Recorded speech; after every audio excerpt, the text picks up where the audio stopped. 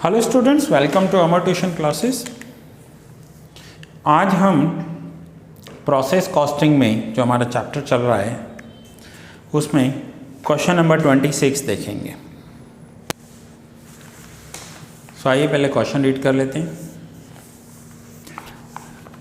The following details are extracted from the costing records of the Prashant oil mill for the year ended 31 March. Prashant oil mill है। अब यहाँ पर crushing, refining and finishing, ये इनके 3 process हैं। Purchase 600 tons of copra at ₹60,000। 600 tons units input हुए हैं eight 60,000। सो ये ऑयल बना रहे हैं। सो ऑयल बनाने के इनके प्रोसेस कौन से हैं?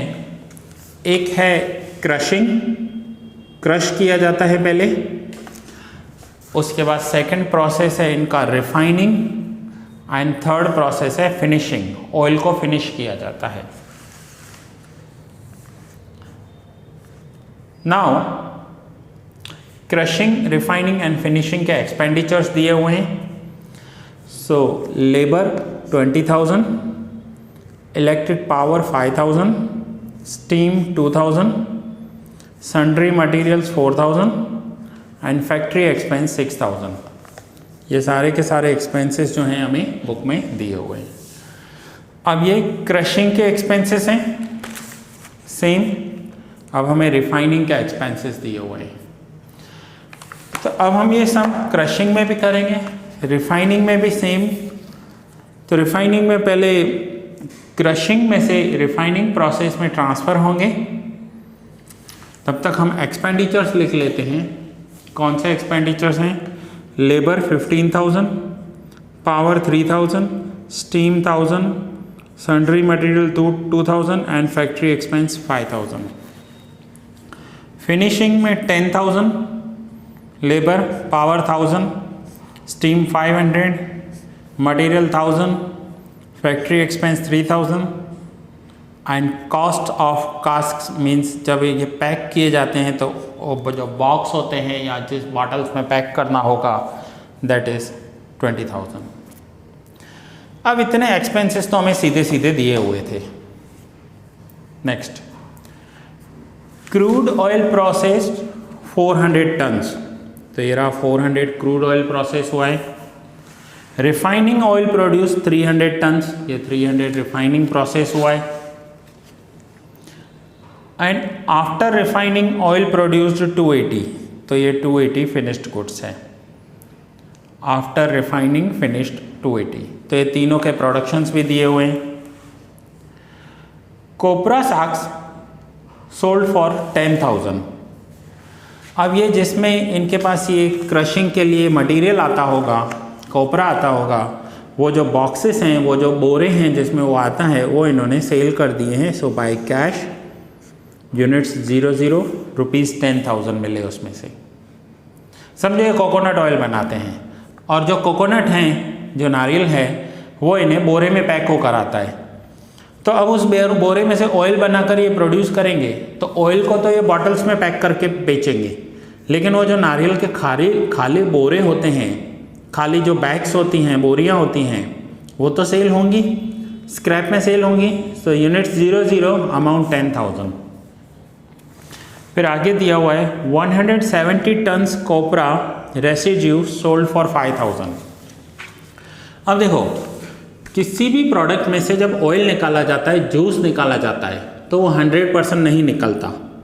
आप किसी भी, समझो ऑरेंज जूस निकाल रहे हो, आप 1 किलो ऑरेंज ले लो, 1 किलो ऑरेंज ले लो और उसमें से जूस निकालो, तो क्या 1 किलो जूस निकलेगा उसमें से? ऐसा नहीं होगा। जूस निकलेगा, जूस के साथ जो ऑरेंज के जूस निकलने के बाद का जो वेस्ट होता है वो भी निकलेगा।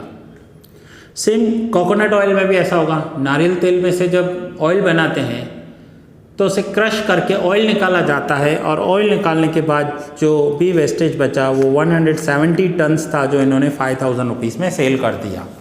सो once again by cash 170 5,000। Question में जो जो दिया हुआ है अभी नोट डाउन करते जा रहे हैं, फिर से हमको एक साथ क्लोज करेंगे। 75 tons of by product obtain from refinery process. Refinery process में से 75 टन्स बाय प्रोडक्ट मिला है इन्हें रिफाइनिंग प्रोसेस में से, और वो जो बाय प्रोडक्ट है ना वो इन्होंने 400 रुपीज़ में सेल कर दिया। सो बाय प्रोडक्ट का वैल्यू 400, 75 टन्स 400 रुपीज़ में सेल कर दिया। You are required to show the accounts in respect of each of the following stages of manufacture for the process of arriving at the cost per ton of each process and the total cost per ton of finished oil. हर एक stage पर हमें cost calculate करनी है and पर ton total cost क्या हुई वो भी कैलकुलेट करके दिखानी है हमें इसमें। ना इतना इन्फॉर्मेशन हमें दिया हुआ है, जो इन्फॉर्मेशन प्रोवाइडेड था वो पूरा मैंने यहाँ लिख दिया है। अब 600 टन्स का मटेरियल इनपुट हुआ, 170 टन्स वेस्ट हो गया, उसमें से वो सेल हो गया, 400 टन्स रिफाइनरी में गए, तो बाकी का 30 टन्स कहाँ गया? तो वो जो 30 टन है ना वो वेट लॉस में गया। जब भी हम कोई ऑयल प्रोड्यूस करते हैं तो उसमें वेट लॉस होता है, तो वो 30 टन्स वेट लॉस में गए और उसका अमाउंट हमें ज़ीरो लिखना होता है। सो ये क्रशिंग प्रोसेस कंप्लीट हुआ। अमाउंट्स का टोटल करेंगे 97,000। अब हमें कॉस्ट पर यूनिट कैसे निकालनी है? अमाउंट के टोटल में से अमाउंट्स माइनस करो 10,000 एंड 5,000 एंड यूनिट्स के कॉलम में से यूनिट्स माइनस करो। सो 600 में से माइनस करेंगे 170 and 30। So 82,000 cost divide by 400 तो 205 पर टन, तो ये हमारा आ गया 205 रुपीज़ पर टन क्रशिंग का जो वैल्यू हुआ। अब ये यहाँ से गुड्स जाएंगे फिनिशिंग प्रोसेस में। अब क्रशिंग के बाद जाएंगे रिफाइनिंग प्रोसेस में।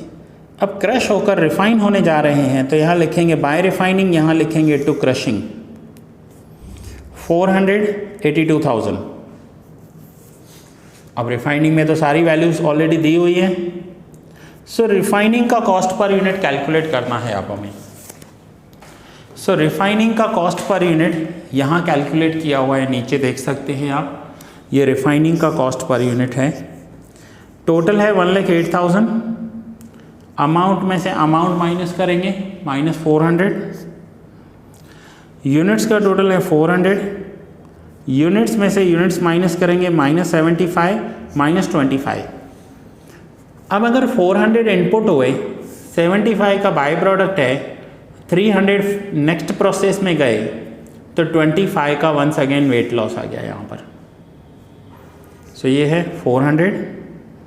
400 में से माइनस किया हमने 75 एंड 25, तो आंसर आ गया 358.67 पर टन, और ये वैल्यू आ गई इसकी। अब ये रिफाइनिंग प्रोसेस है, और ध्यान रखना आपको कैसे नोट डाउन करना है। क्रशिंग के बाद ये कॉस्ट पर यूनिट है, रिफाइनिंग का कॉस्ट पर यूनिट ये है, ठीक है। Now finishing,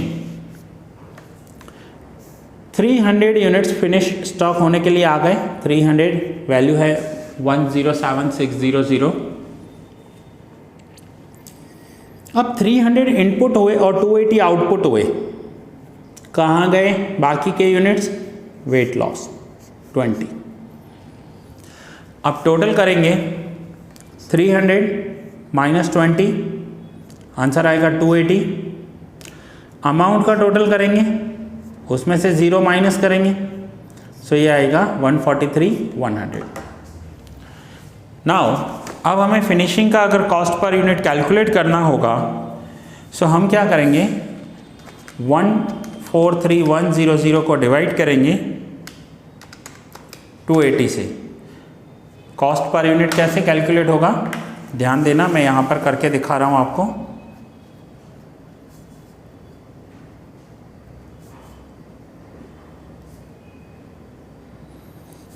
cost per unit 143, 100 में से माइनस करेंगे, अमाउंट्स 0 है, और 300 में से माइनस करेंगे यूनिट्स 20, यूनिट्स में से यूनिट्स माइनस, अमाउंट्स में से amount minus. So 143,100 divide by 280, 143,100 divide by 280, तो ये आ जाएगा 511.07, 511.07। तो ये है इसका फिनिशिंग का कॉस्ट पर यूनिट। सो देखिए ऑयल प्रोड्यूस हो रहा है, हमने एक्सपेंसेस लिख दिए, ये क्रशिंग प्रोसेस है, उसका कॉस्ट पर यूनिट है। अब आपको कैसे 3 पेज पे लिखना है, पहले आप क्रशिंग ले लो, क्रशिंग का कॉस्ट पर यूनिट लिख लो, फिर आप रिफाइनिंग प्रोसेस लिखो और ये रिफाइनिंग प्रोसेस का कॉस्ट पर यूनिट है, और फिर आप 3rd पेज पर फिनिशिंग प्रोसेस लिखकर ये फिनिशिंग प्रोसेस का कॉस्ट पर यूनिट है। फिनिशिंग प्रोसेस का कॉस्ट पर यूनिट मैंने आपको यहाँ पर करके दिखाया है। सो ये नोट डाउन कर लीजिए आप, और ये इसका कॉस्ट पर यूनिट है। सो दैट्स इट स्टूडेंट्स, ये लेक्चर यहाँ ही पूरा कर रहा हूँ। मिलते हैं नेक्स्ट लेक्चर में न्यू सम के साथ।